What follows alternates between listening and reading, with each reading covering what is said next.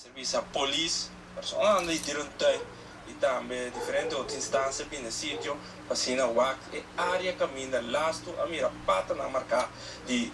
supostamente panta e ave também para UAC, aqui que está em Moni na Porto Manota também, com polícia tem os drone também. Nós também está eigenlijk studie eigenlijk shooting de mensen plekken que está caminhando o último grupo também a grava nós também para que nós vamos gips afdrukken hoor aqui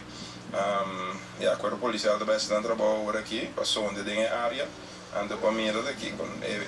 última versão da que está eigenlijk tá puma dus não pantera anto ja nós vamos estar alerta. Estava de inspeção que dura pelo menos meia hora. Saca portreto usando drone e também filma para se não com grande área da remarcável tá que tem algum pleque também caminha água para ou facilmente bem assassina por beber água fora de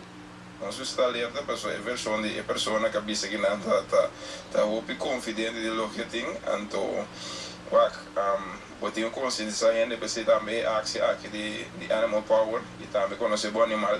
para assim o povo de corso mais consciente no animal exótico no quanto peligro e problema pode trazer não unicamente o ecossistema mas a população completa.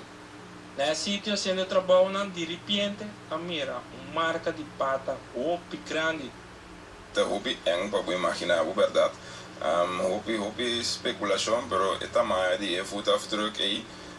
não tem nada que é normal na corso pues trabalhando assim seguro mas algo Deus que a nosso colega de Aruba tem Philip Merriweather para nossa reunião em noite mês